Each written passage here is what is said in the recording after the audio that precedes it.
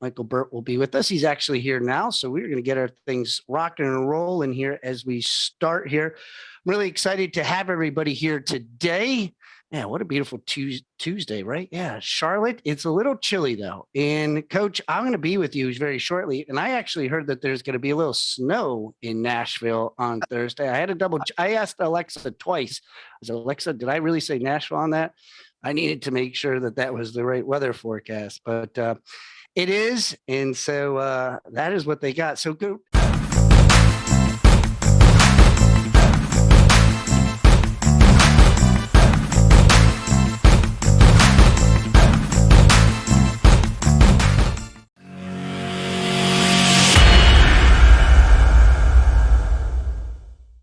Afternoon, everybody. My name is Brock Zevan. I'm a life coach, business coach, real estate agent, and a dad. I'm very blessed to have two little kids. I have a 4-year-old and a 10-year-old. And so we put together, I asked Coach Burt, I said, man, I'd love to hear what you got going on because I'm going to share with you, I'm going to set the stage with you guys first. Before I set the stage with everybody, for those that have the capability to being on video, we love being on video. We love to see you. So if you can be on video without hurting yourself or getting in an accident, we enjoy video just because we feed off of it. And when Zoom came in around during COVID, it's not hard to engage, but we really just being able to see you makes a huge difference. And so really excited about the show today. And I want to set the stage with you of how this all came about, because it's important to understand when you're going into this and when you're doing these Zooms. And when I met Coach, and to be able to understand, so this morning I actually did part of it, of talking about building up this prey drive, the Flip the Switch book that he did, and overcoming adversity. And so I'm going to share with you a quick little story of what happened to me real quickly before we give the microphone to Coach. Is I shared this morning that adversity brought their friends yesterday's challenges, some difficulties that I had, some victim mode, and they slept with me last night. And they stayed in bed with me. And boy, they had a blast in there. They just roamed around. They just didn't let me sleep. And then they had the audacity that they owned the bed just about. And then they got up with me. And they came downstairs in the kitchen and they sat with me and they had a cup of coffee with me.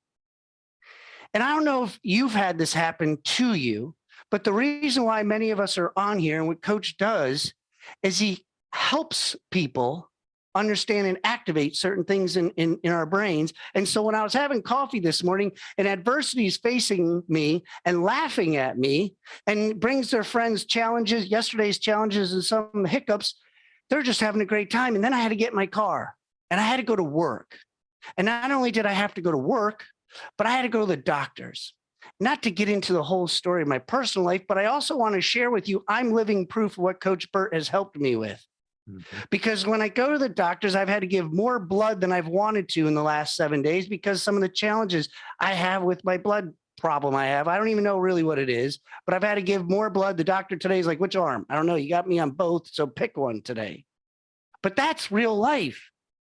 And then after I get done with the blood, I get an email from my bank account saying an attorney decided to take a couple thousands of dollars out of your account. Did this get approved? I'm like, no. That did not get approved at all. But I got to deal with this challenge as I'm racing, thinking, I'm like, all right, I got Coach Burt today, Brock. So stay focused, stay positive, stay in the mindset, keep yourself going. Meanwhile, I just told you I'm going to Nashville. Well, I'm going to Nashville. I told you I'm a dad. I got 2 kids. With 2 kids, I got to figure out how I'm going to pick up my son, Bryce, drop one off at school, run around with my head cut off. Not only is it just 1 day, it's 3 days. So you got to pick up one at one school, pick up another, get dinner, figure out who's sleeping over. And I got to do this. And I say to myself, Brock, that's just life, man. You got to figure it out. You got to be able to see it. So I think of Coach, because guys, when I say this to you, because adversity and challenges are still in the car. They're actually right behind me. You can't see them. Just like many of us, they're with us. But I got to show up. Imagine if I told Coach Burt and I said, hey, Coach, listen, I got some challenges and it's not going the way I wanted to. Some things kind of came up, wasn't expecting them. Might have to go in a different direction. He'd be like, hey, man, you're not the person I thought you were. thought you were tough. I thought we put some things in, because here's the thing, guys. And I'm going to set it and give it to you, Coach, in a second here. I promise. I met Coach 4 weeks ago, not 4 weeks ago, 4 months ago. Okay, 16 weeks. I was talking to one of his people on his team, Eric, today, and I was sharing with him. I said, "Can you believe 4 months ago I met the guy on stage? He hugged me, and Coach, I'll remember it to a T. Sometimes it gets me emotional depending on where I'm at. But I remember you hugged me and you say, 'Man, you belong here. You belong here. Something special is going to be with you.'" And I had no idea. It's the first time I've ever met the guy, the first time I've ever done this. I've never been to Nashville. And here he is. And at that very moment, he was activating something in me, and he probably didn't even realize it at the time. If he did, great job.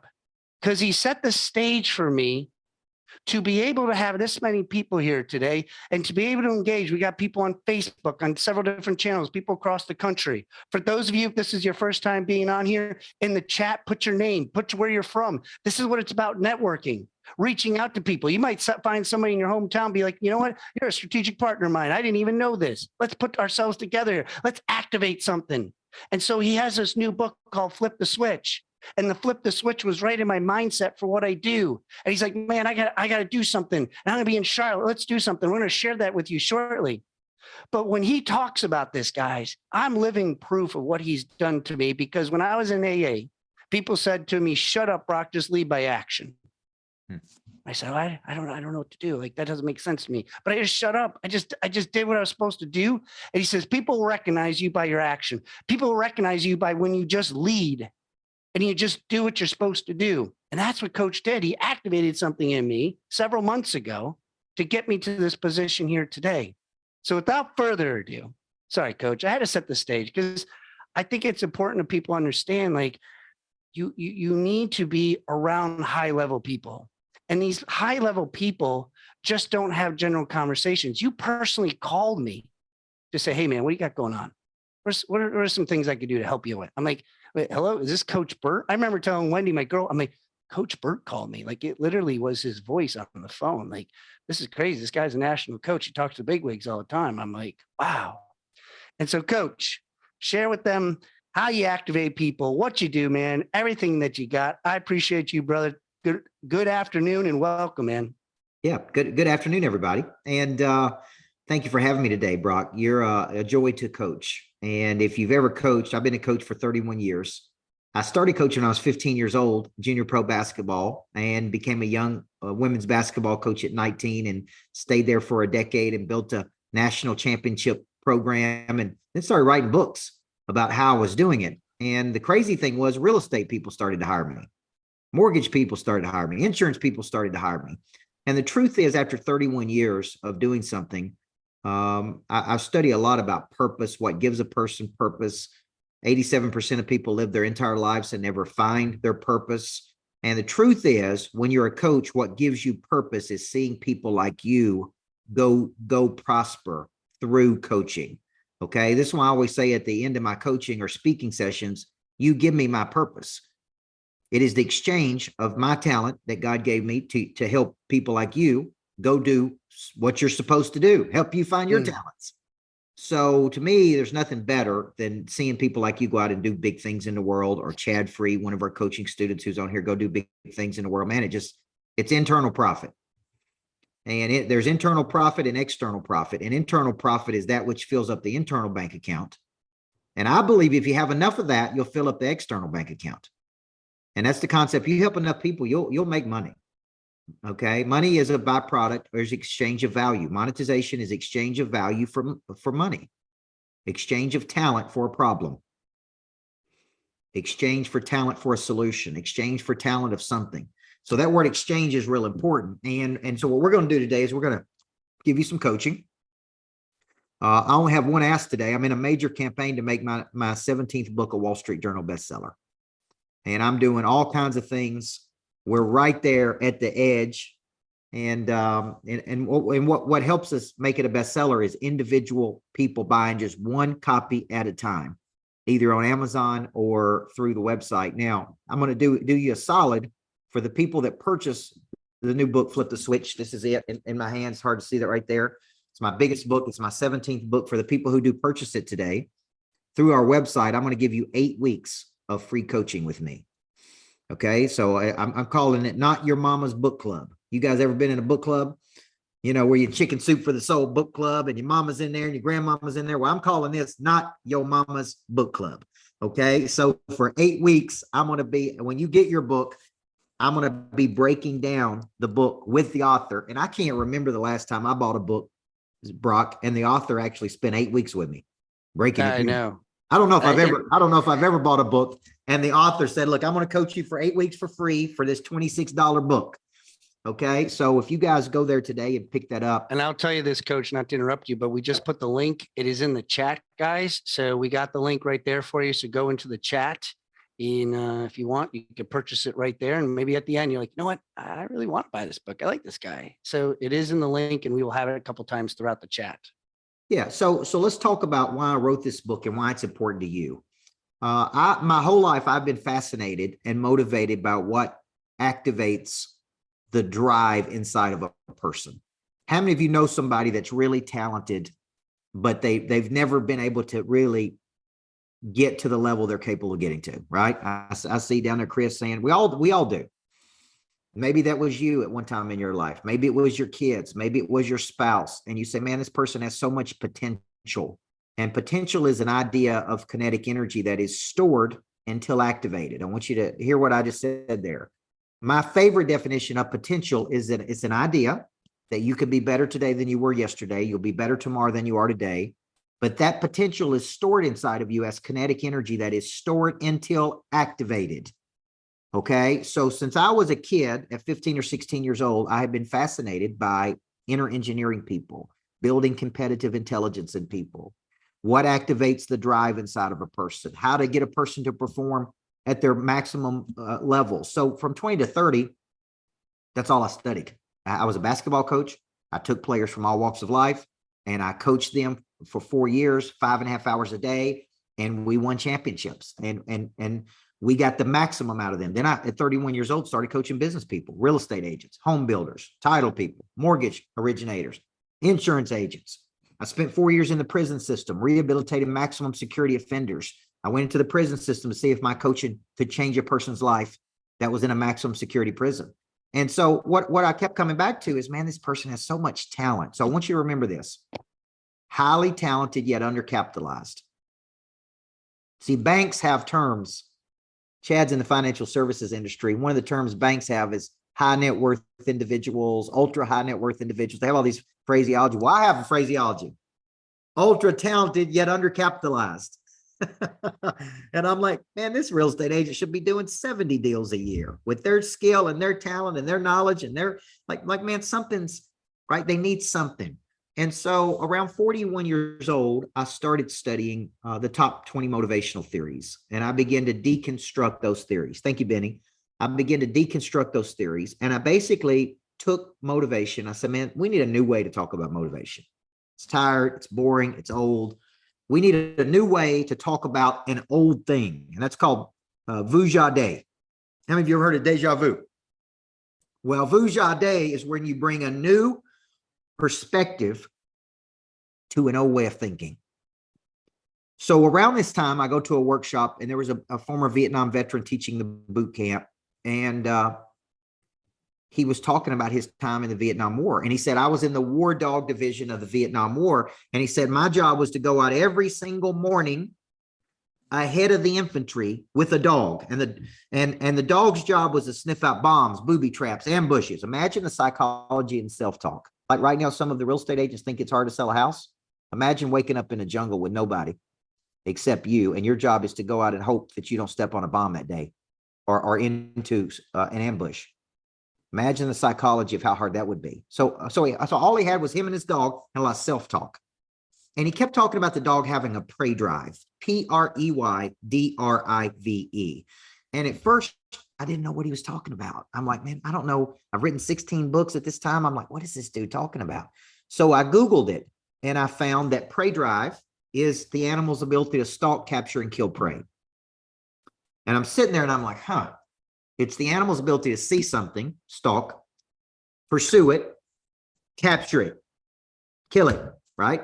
That's the jungle. And I tell my wife, I'm like, I think humans have a prey drive, but it's not to stalk, capture, and kill. It's to see something with the eyes or in the mind, in the imagination, and to pursue it with intensity and purpose and persistence. And I think that's what I've been doing my whole life. As a coach, I have been activating this drive in humans.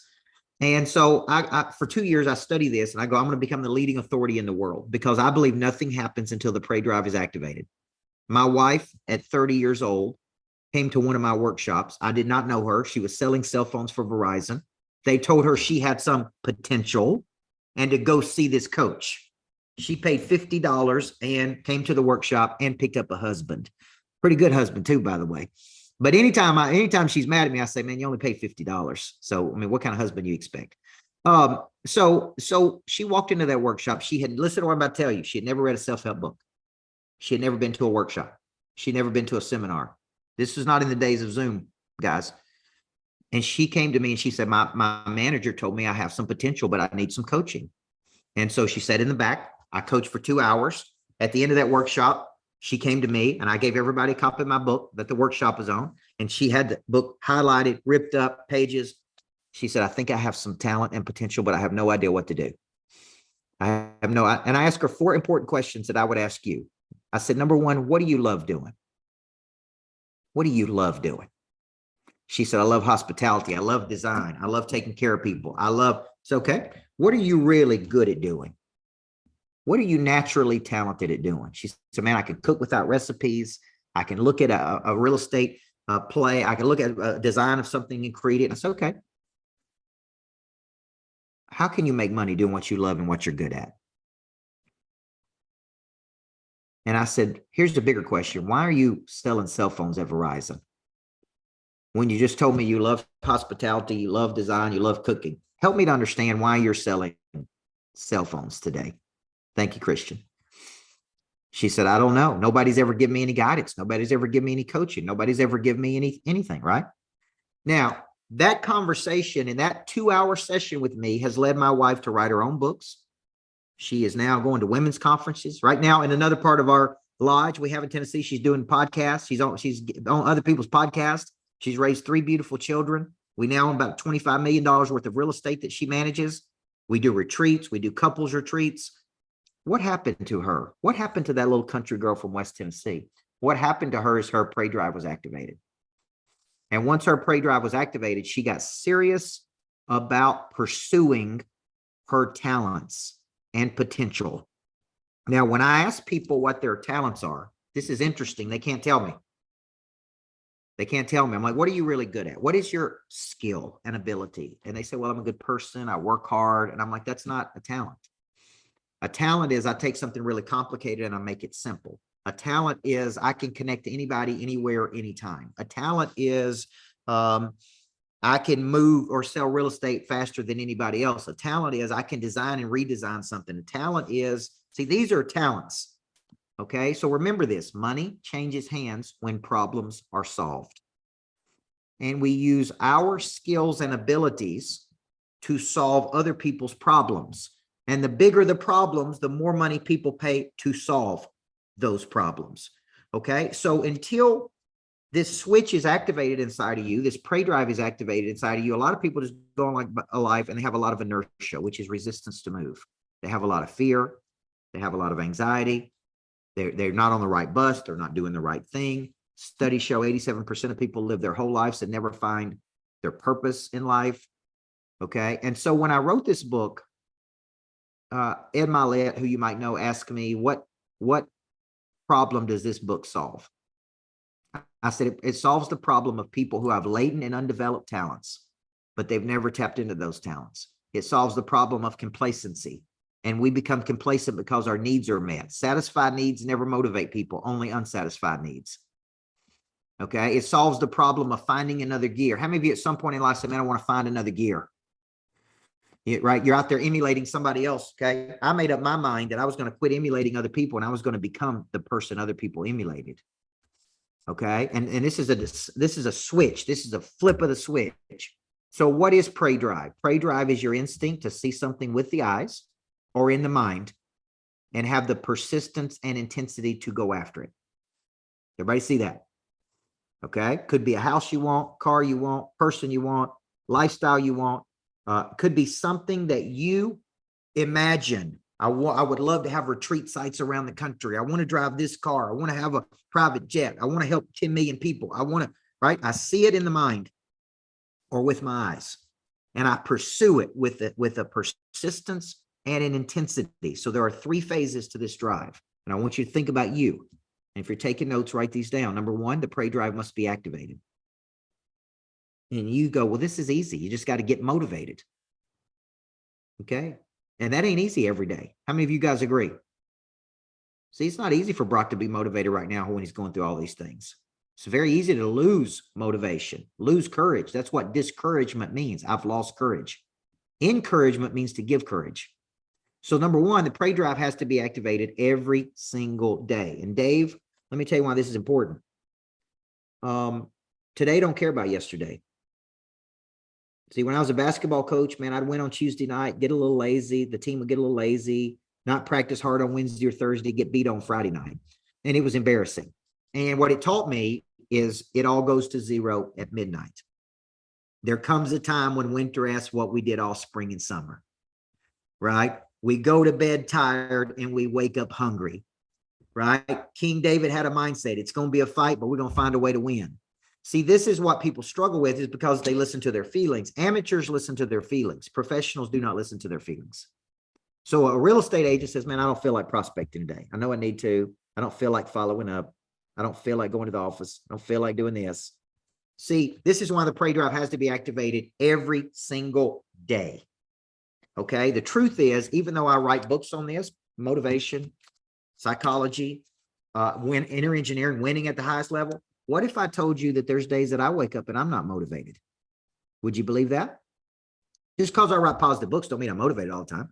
And it don't mean I'm positive all the time. Okay. I wake up just like you. I got 3 kids. I got a 5-month-old daughter that wakes up all hours of the night. I have a 2.5-year-old son that likes to wake up at a certain time every morning. I got a 10-year-old daughter who's going on 25.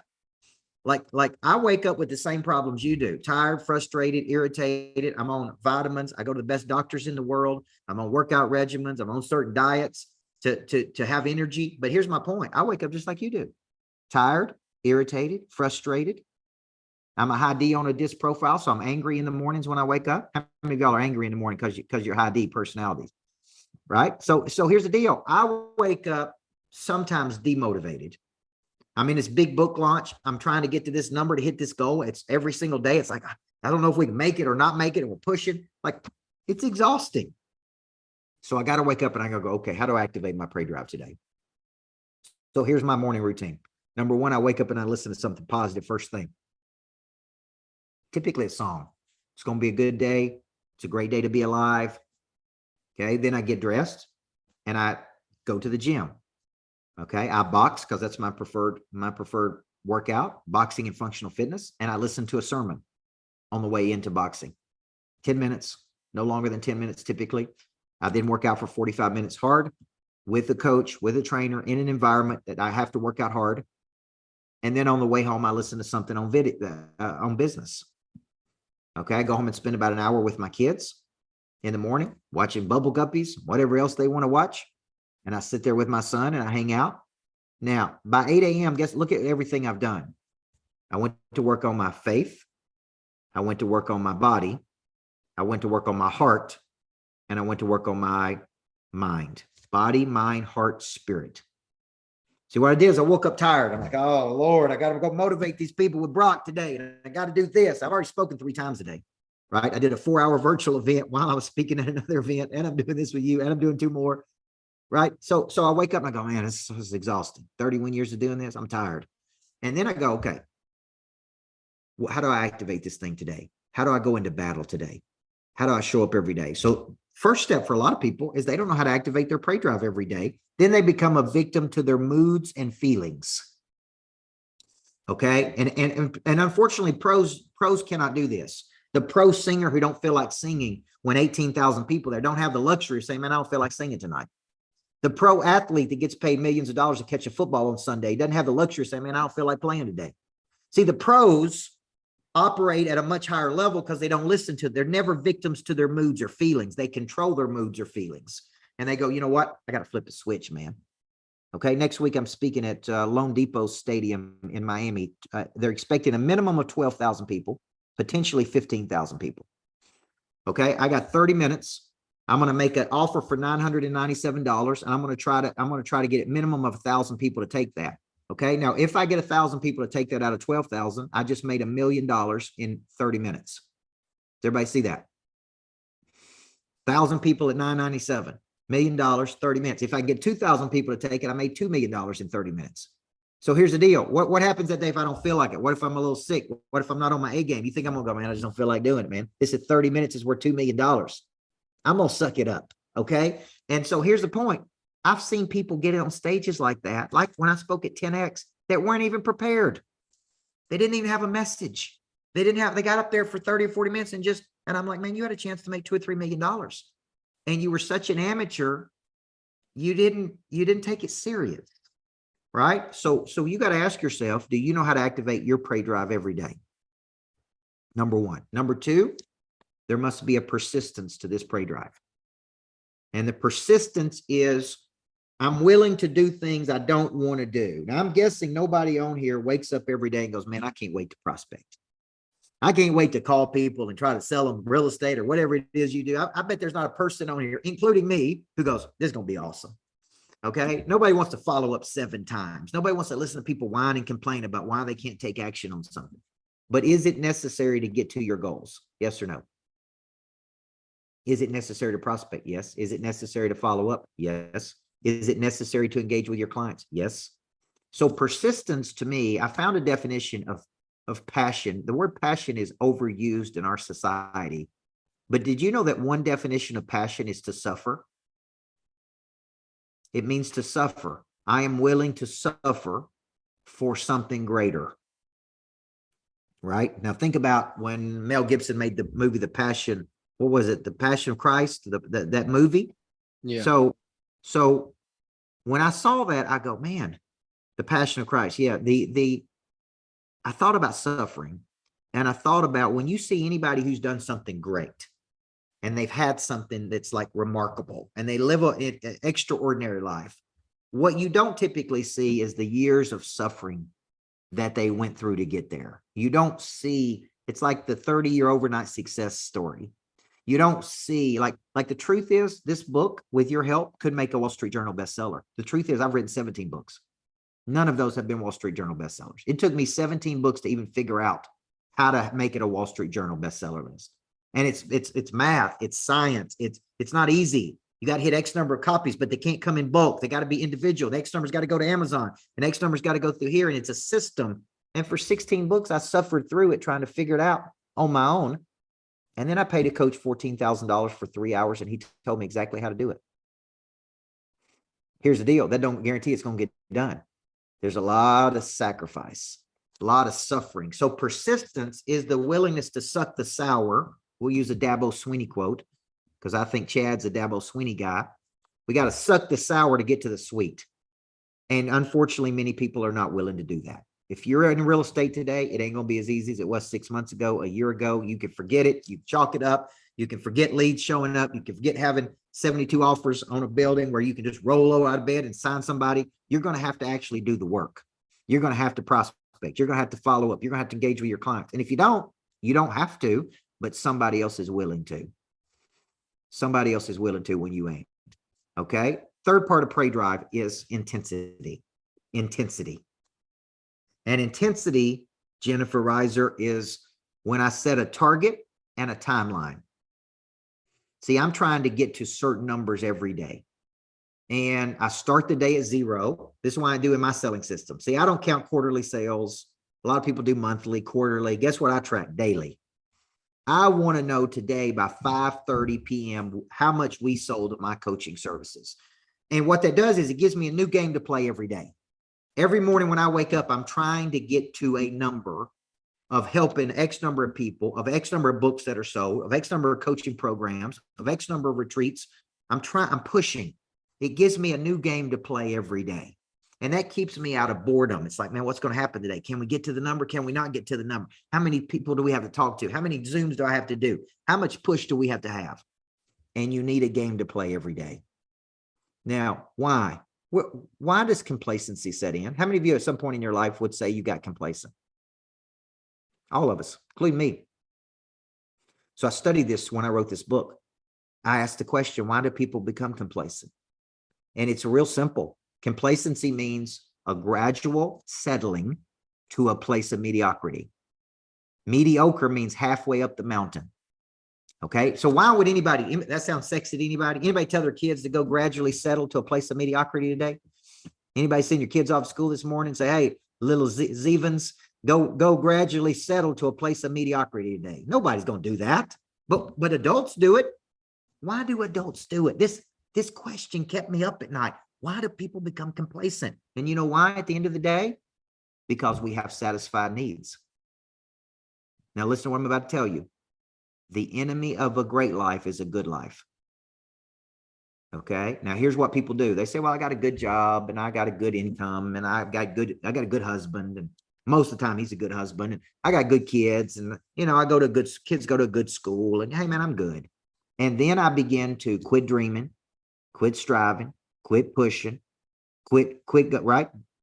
So when moms and dads would drop their kids off to me when they were 14 years old, they all said the same thing. Many of them did. Coach, my daughter's got a lot of potential. She just needs something. Coaching, discipline, focus, structure, accountability. And I would say to them, I got a question for you. And they would say, you could ask me anything. And I would say, is your daughter watching you reach your potential? And they would go, oh God, you know you're going to be coaching me. And then they would come back 2 or 3 days later and they said, that question you asked me kept me up at night. And I said, don't you have dreams and goals and ambitions and hopes and things you wanted to do with your life? And you're not doing any of them.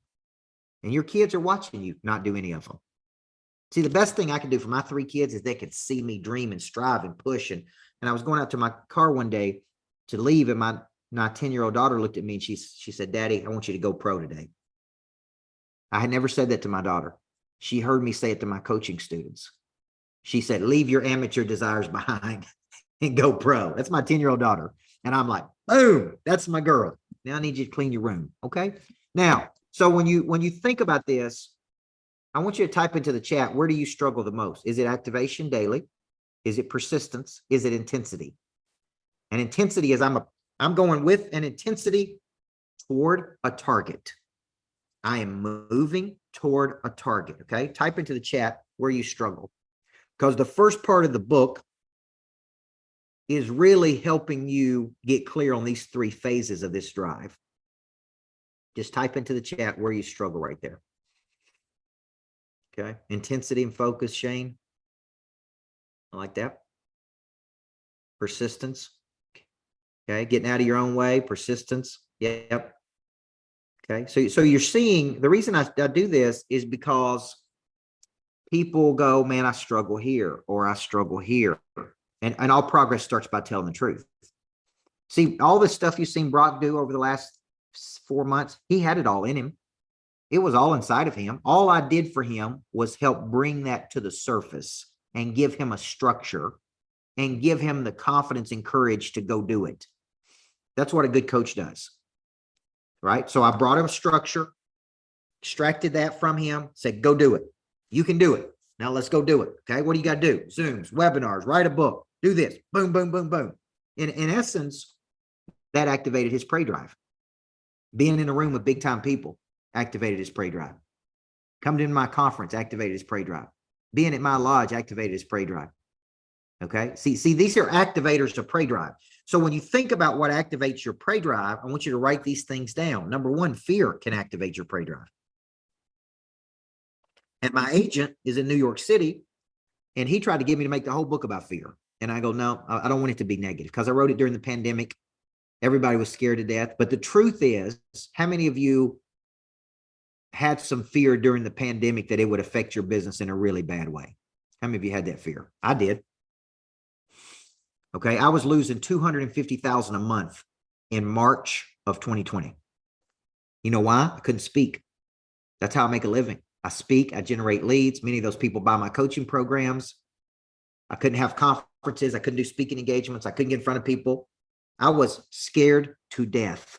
I went home and told my wife, I said, man, we have worked for years to get to this point. We may lose everything.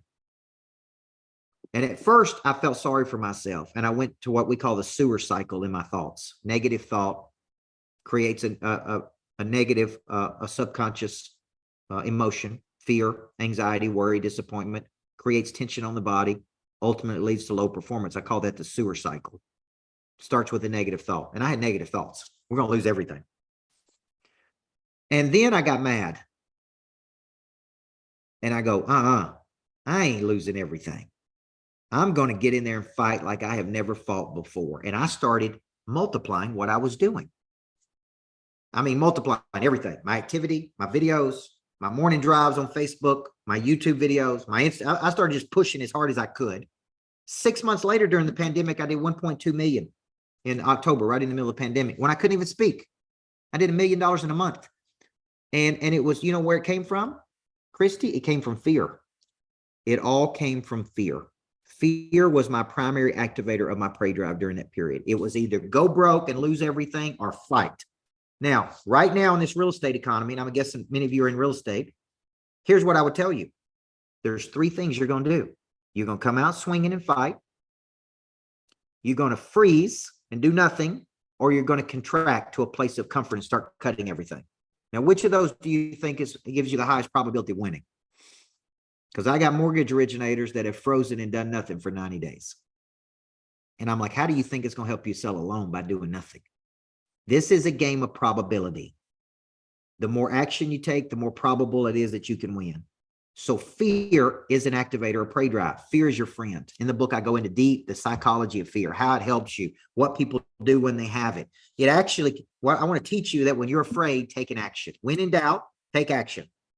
When in doubt, do something. Pick up the phone, call somebody, text somebody, follow up with somebody, email somebody, engage with somebody. Never do nothing unless you're being attacked by a bear in the mountains of North Carolina.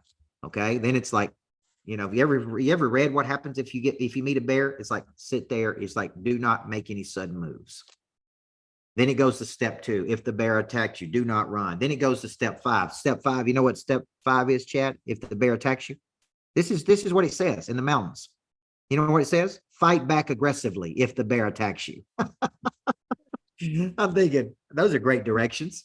Don't do anything. Don't run. But if the bear does attack you, fight back aggressively.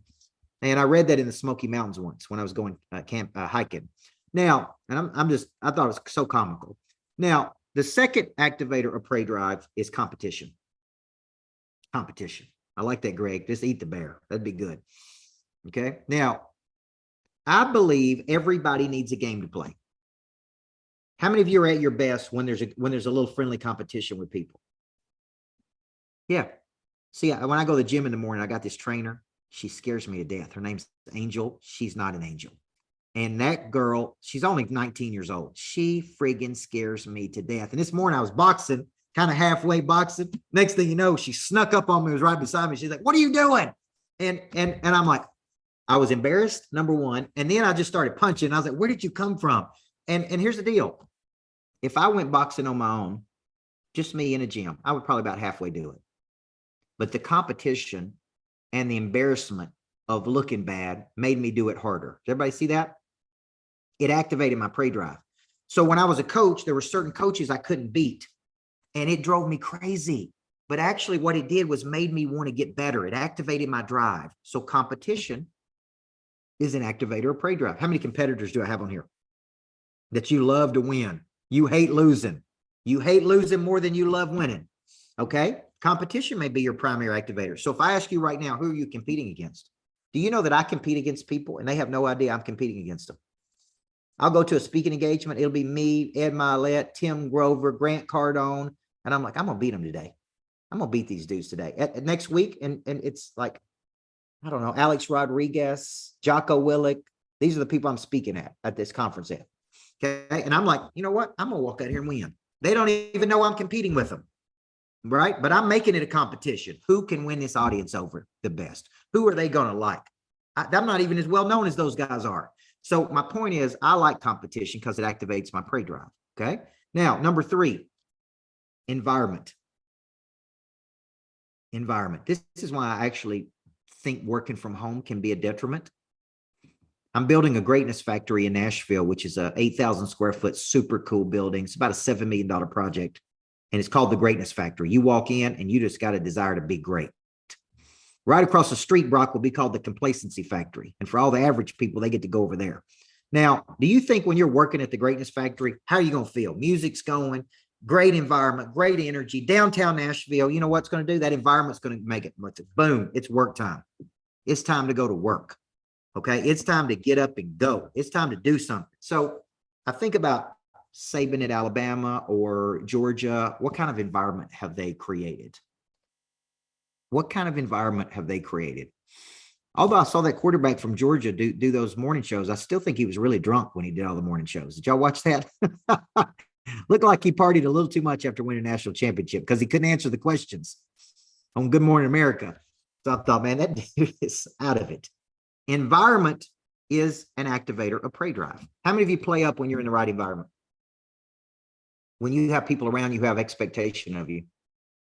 See, think about going to the gym on your own and think about going to the gym when there's a trainer. Think about going when somebody's pushing you. Think about being around great people. So environment is an activator of prey drive. I got 2 more and then I'll take questions. Exposure is an activator of prey drive. I see something. This is why it's important for you to get out, get around people doing big things. I grew up and I was raised by a single mom, and we didn't have any money, and we weren't poor, and it hurts my mom's feelings to say we were poor, but we didn't have a lot of things. Okay, it's just the truth. And I never went anywhere. Never went to New York City. Never went to Miami, Chicago, LA. Nothing. Like I had no idea of these cities, and even downtown Nashville, I never went to. And so when I started traveling and speaking, I was going to all these big cities, Miami, Chicago, Dallas, Houston, LA. And I was like, whoa, look at the opportunity there is in the world. See, that exposed me to a better life. When I started going to conferences at 18 years old, getting around the best people in the world, hiring the best coaches to coach me, it's like, man, there's so much to do here. And so once you get exposed to something, that activates the prey drive. Okay, that activates the prey drive. Final activator of prey drive is embarrassment. It's embarrassment. And embarrassment is I can play at a higher level than what I'm playing. And people tell you don't compare. I get comparison can leave you unhappy, but comparison can also motivate you. And what I mean by this, if you are going to compare up, for God's sakes. Don't compare down, compare up. Say, man, I can, why is that dude doing that? I'm not doing that. I ought to be writing books. I ought to be having bestsellers. I ought to be doing all these things. Why am I not doing it? See, we want to use embarrassment in a positive way because it can be an activator of your prey drive. When I was a basketball coach, I hated losing more than I loved winning. So losing was so embarrassing because we were a great team. And it was a big deal. And back in those days, it was always in the newspaper. You know, when you lose, we were upset. And it's like I'd read it on Saturday morning. I hated reading the newspaper on Saturday when we lost because it said we were upset. We were supposed to win and we got upset. And so I was embarrassed. Well, the embarrassment motivated me. And there's 2 types of people, what's called a strategic optimist and a defensive pessimist. And a strategic optimist shows up and believes everything's just going to be just fine. A defensive pessimist thinks through all of the things that could go wrong. And therefore they prepare and they prepare and they prepare. Saban is a defensive pessimist. Okay. I am actually a defensive pessimist. I'm an optimistic person, but I think through all of the things that could go wrong. And that actually helps me to prepare at a high level. Now, having said that, before we take questions, how many of you think that if you had this drive activated, you would produce at a much higher level than what you're producing at? Okay. How many of you think that prey drive could be something you need to activate? Nothing happens until the prey drive is activated. Okay. So my hope is you get the book, number 1. You get the 8 weeks with me. It's 30 minutes a week with me. I break down the book. You'll have the book. I'll have the book. We'll be going chapter by chapter, and you'll be hearing straight from me, the author, the guy who wrote it. And I spent 2 years writing it. So when you think about that, I really encourage you just to get one copy of the book. So all you got to get, and then get in that 8-week Not Your Mama's Book Club that starts the second week of February. Okay. And I promise you'll think bigger, you'll do more deals, you'll play at a higher level. And let me serve as your coach for a cycle of time to help activate your drive. And when I come to Charlotte, it's February. When am I coming to Charlotte? February 17th. And we'll put a link on here very shortly because Coach is actually coming live to Charlotte. He is coming to, we're going to be at Old Mecklenburg Brewery, and we're going to be doing Figure It Out Friday. On Friday, I had a happy hour, and I was pretty excited when you're like, I'm going to be there. Let's do something. I'm like, all right, this is what we got. And Figure Out Friday has actually turned out something really bigger than what it is. And we talk about these things because successful people go through these things, guys. It's not like, well, you know what? I didn't have to do persistence. I didn't have to do that. I was able to go past that level. And you know, just as much as I do, Coach, like all these factors come into play in some capacity, and it just depends how long you want to stay in there. Yeah, and I think I love the concept of Figured Out Friday. And I'm going to tell you, so for the people who pre-order the book, there's a question: how do you get the 8 weeks? If you pre-order the book through the link that we post, it'll say go to Amazon and buy it, and then come back to this link and put in your confirmation number. And that qualifies you for the 8-week coaching. If you already purchased the book on Amazon, just email support@coachburt.com and say, I purchased the book, pre-ordered the book. I want to get Coach's 8-week Not Your Mama's Book Club. Okay. Now, I love Figured Out Friday because there are things in life that if you just figured it out, you would go so much faster, further. So what if 12 books ago, Hannah, I went to this guy who knew how to do the Wall Street Journal bestseller list 12 books ago, and it didn't take me 16 books to figure it out. See, I would have already known how to do it. I would have already figured it out. Instead, I just tried to do it on my own and figure it out, which was dumb. A good coach always helps you figure it out faster.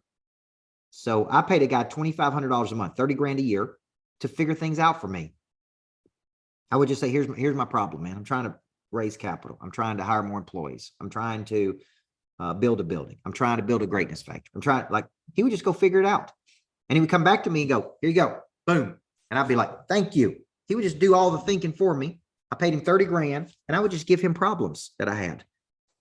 Here's my problem. Come back with a solution to the problem. And man, that dude was great. He was great. He was kind of like a strategist. That's why I love Figured Out Friday. If you're only doing 4 real estate deals a month, there's somebody doing 20. How do we figure it out? If you're only making 100,000 a year, but there's somebody that you know making $1 million a year, and they do the same thing you do, how do we figure it out? Okay. And so if Chad Free comes out with the book and he gets a publishing deal, he can come to me and I say, man, I've already figured this out. It took me 17 books to figure it out, but I'm going to tell you exactly how to do it. Now, all you got to do is go do it. So Figured Out Friday is going to be live. And as you can tell, when you see me in person, I look much younger in person and much better looking. So, and I'm much taller in person. I know that's something people always ask how tall I am.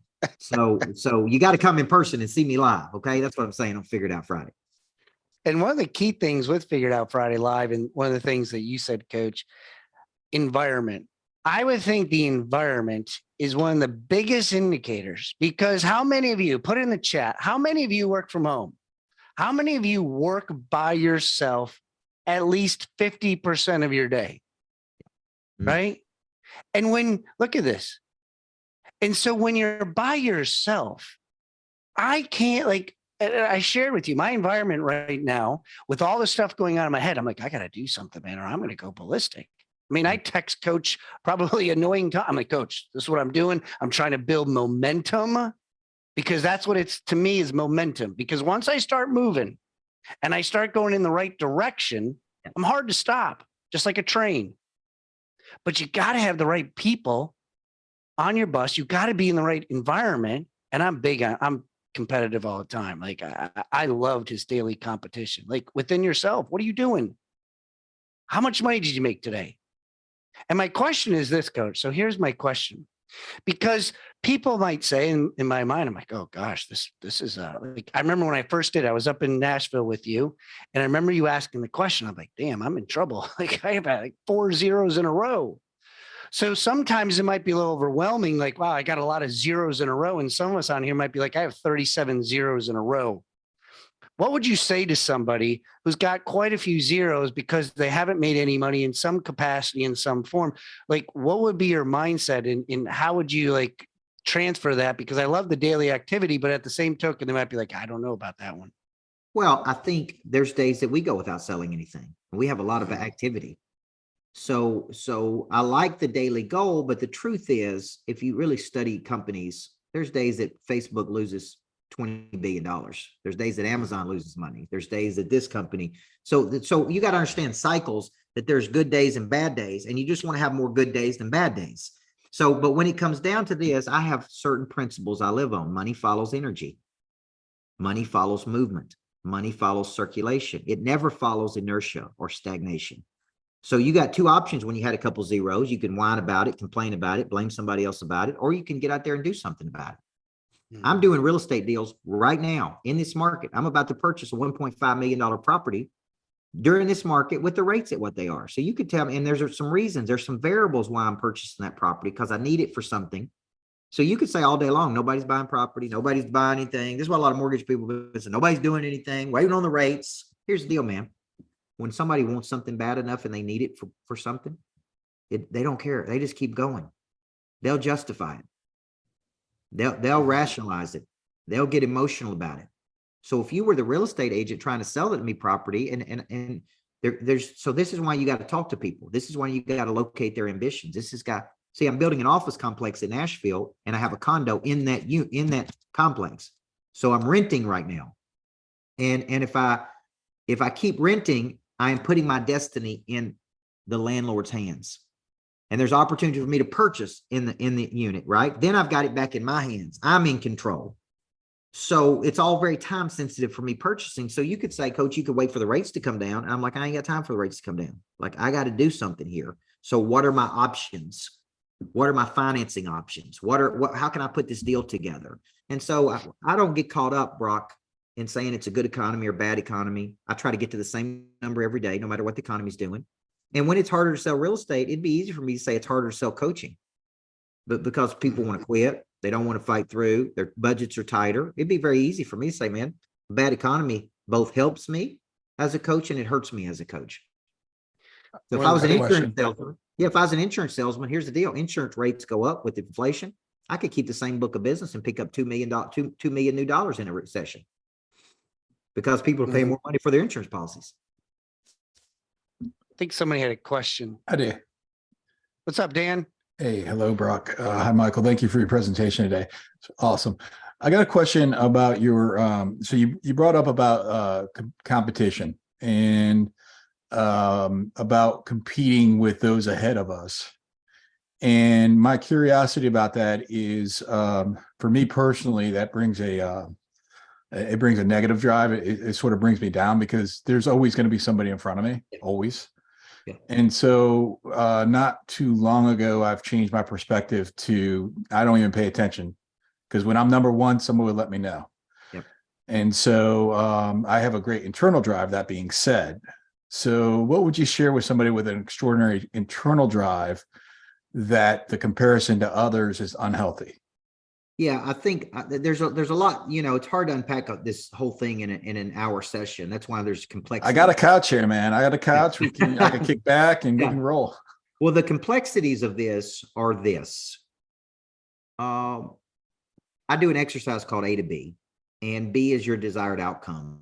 A is your current position, and B serves as both a good thing and a bad thing. The B actually motivates and activates the prey drive because you're striving towards something. It actually can demotivate if you don't feel like you're getting there fast enough, or it's how you measure success. That's why the book The Gap and the Gain is so critical here. See, I can push towards something, but also recognize the progress I'm making.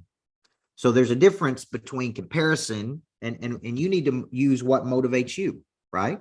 Internal drive is intrinsic motivation. I call it because goals. big reasons you do things when you don't feel like it, from some intrinsic reason. I get into that in the book. And when you know your because goals and you have a B goal, you don't have to think about competition. I actually use competitors to just activate my drive because I'm a competitive guy. And I don't compare myself to Ed Mylett. Mylett's worth 500 million. I'm not. He, I could sit there and say, well, he's 50, I'm 46. He's done this, I haven't. I don't use it that way like he's better than me. I use it as, man, what can I learn from this guy that has done something that I haven't done yet? And so competition, though, is like I sometimes have an adversary, and it's kind of motivating my drive because I'm just trying to get better. But it can be a demotivator too. So if it's not a motivator for you, don't use that one. Fair enough. Thanks. People that go to AA, there's a concept called, take what you like and leave the rest. And that's what I tell people when it comes to me. There's some concepts you're going to like, there's some not. I actually believe because goals are stronger than find your why. I talk about that in chapter 3 of the book. I actually don't believe you have to find your why to do something big in the world. I actually believe your purpose finds you when you're doing something. Now, a lot of people think that's controversial, but could I know my purpose today, Brock? Or Christian, could I know what my purpose is and not be motivated to go do it? So I could technically find my why and still not be motivated. So then that's why I like the because goal. I do this because this. So I get into that psychology of the book of because goals versus find your why. What's the difference? How I use it as a coach after 31 years. It's a pretty interesting chapter. Chapter 3 called Screw Your Why. And that's not screw your wife, by the way. I know I have a Southern drawl, but a lot of people do think I say that when I'm speaking. Okay. Robin, what's your question? Yeah, I like that a lot because the Lord has commanded us to work with diligence and bring the best. And so that's because that's why I'm going to do that. And the why, not necessarily so. So screw your why. All right. Competition. When a man is competitive, he's ambitious. And when a woman is competitive, she's a bitch. Yeah. What's interesting? So, like getting around like people that are doing what you want to do. I see people doing what I want to do. Yeah. And yet I know I'm supposed to go to God for my affirmation, but I try to kind of hang out with them. And then all of a sudden it's like, I feel like I'm at a Home Depot looking for lemons. Yeah. Well, I say go where you feel celebrated, not tolerated. And I coach a lot of alpha females. And my top mortgage originator did 270 million. She's a female. The number one mortgage originator I coach is a female.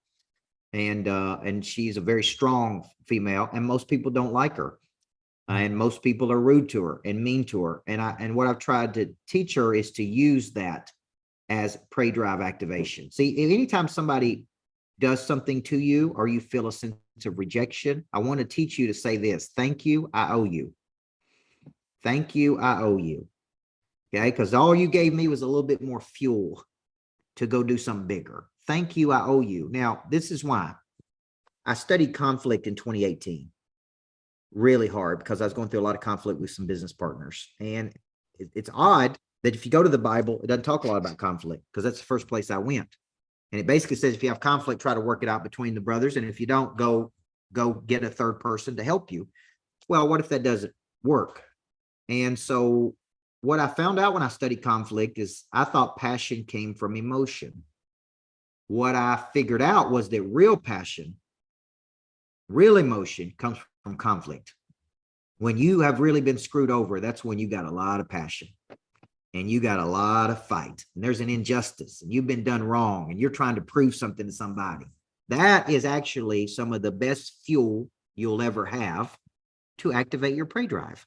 So when somebody kind of shuns me or is mean to me or rude to me, I go, thank you, I owe you. And Zig Ziglar used to teach, say fantastic. Anytime something doesn't go your way, just say fantastic. It's hard to be mad when you say fantastic. Fantastic. Always Zig Ziglar.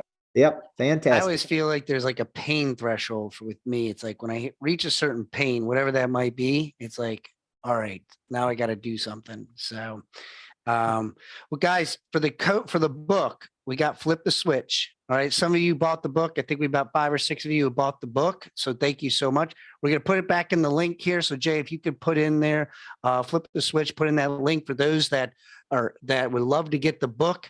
Strongly recommend it. It's helped me out tremendously. They're going to put that in the link in. Then February 17th, we made the link very simple. BZ3 Coach Burt. It's the same link that got you here. We just changed it over during this hour while we were talking. It is the same link that will be February 17th to go figure it out Friday. Coach will be here, plus a couple of, a drink. Nobody gets upset when there's an adult beverage involved. And so we're going to be figuring out Friday and asking Coach, just like it is on my Figure It Out morning show, figuring out how he did it. What went through that roller coaster? I promise you, successful people got a story. And they had to go through this activation. They had to go through all this. We also have on here our different coaching programs. If you want to hear more about Coach Burt, you got Coach Burt. We're going to put the website in the chat as well as if you're interested in learning a little bit more about what my coaching program is. We're going to have both those links in here because we all bring something different to the table. Not everybody likes me. Not everybody likes Coach Burt. We figured it out that we're not going to get 100% happiness with people. But we've learned how to push people at a higher level. He pushes me at a higher level. I talk about it all the time. I'm like, I got to talk to Coach Burt today, guys. He just sent me a text that I'm not doing enough reps. It's like, I got to do more reps. I'm like, I'm really tired, but I got to do more reps. So guys, if you like today, if you got value, give us a thumbs up in the chat, give us a heart in Facebook, give us a thumbs up in Facebook, put something out there so that way we feel the love. Coach, anything you want to close off with, buddy? Yeah, I know Marcus has a question. Am I saying that right? Is it Marcus? Yes, sir. And You're saying it right, Marcus. Okay. And my love language is buying that book. If y'all want to know, folks, if you read the 5 Love Languages with Gary Chapman, you can, it's not quality time. It's not gifts. It's just buy one copy of that book. That is my love language. Even if you don't like reading, even if you don't like reading, you'll enjoy the 8 weeks with me. I promise you. It's 8 weeks of coaching for $26, for God's sakes. So even if you never even, just get the book and look at it. You ain't got to read it. I'll read it to you during those 8 weeks. As a coaster. Good Marcus, coaster what you got? Finish us up here. Yeah. Appreciate you sharing this, brother. I've been trying to follow Brock for a while now. So I've been enjoying what he's been putting out. So quick question for you. One of the things that I feel like I struggle with, being a guy, I played baseball. Okay. Most people, if you see me in person, and those who have know that I get pulled for a different sport quite a bit because of my height. Mm-hmm. And I should have been a horse jockey. But the thing that I struggle a lot with this, and I'm ordering your book and stuff right there. So I see on here it says pre-order. Yeah, they're actually shipping them out right now. 31st is the launch date, next Tuesday. But okay, a lot of people have shown me that they're already getting them in the mail, so they're already starting to ship them out right now. Okay, perfect on that. My struggle a lot of times with it is being I was a pitcher. And so for me, I mean, really, I've always been kind of a rockhead about this. I'm not driven by competition of others like that. It's internal. Yeah. But I don't know, I've never been motivated by necessarily Wealth and things of that nature. I've always had the belief of, if I've grown healthy relationships when everything is said and done, then I'm okay with that. So it's, being in this arena with real estate, that's a lot of times people, tell us oh, you get better than this person and that, and I'm just like, yeah, I just want to be me. Well, I think that has a lot to do with your because goals. That's why I go into purpose in the book. Ever how you derive purpose, right? That's really what activates your drive, which is the A to B exercise for you would be, what are you trying to do? What is your B? What are you trying to move toward? What motivates you? What motivates you may be different than what motivates me. We're all wired differently.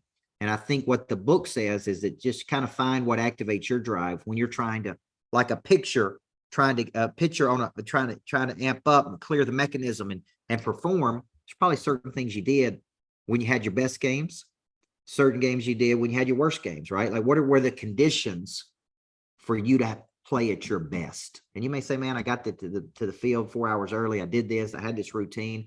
These things were clicking, and I had my absolute best games when these conditions were right. And then I had my worst games. Like I could look back at my career, tell you when I had my worst games. I was distracted by something. I wouldn't, there's something going on in life. So just for you, when you read the book, I think you'll find what does it for you, but it doesn't have to be competition. It doesn't have to be fear. It could be something else. There's other activators of prey drive, but the book will move you from A to B in your life and help you get really clear on what you're trying to do. Appreciate that. Yep. Thank you, All right. Marcus. Coach, Marcus. thank you. I appreciate you. I know we're a little bit after 3 o'clock here. So as for those who know me with my efficiency of time with like schedule, I'm like, all right, it's time to go. Guys, thank you so much. Coach, anything last Rob? Appreciate you. Buy the book. And thank you, buddy, for being here. Thank you, Guys, guys. see you February 17th. Love to have you. Chad, I'll talk to you soon, bud. Guys, thank you so much. Thanks, Jennifer, Robin, Stephanie, Matthew, all those on here. Thank you so much for being here. Have a great day. We'll see you guys next month and see you very soon for Figured Out Friday. Bye, guys. Figure it Thanks, out. Coach. We're going to figure it out that Friday. Trust me. Love you guys.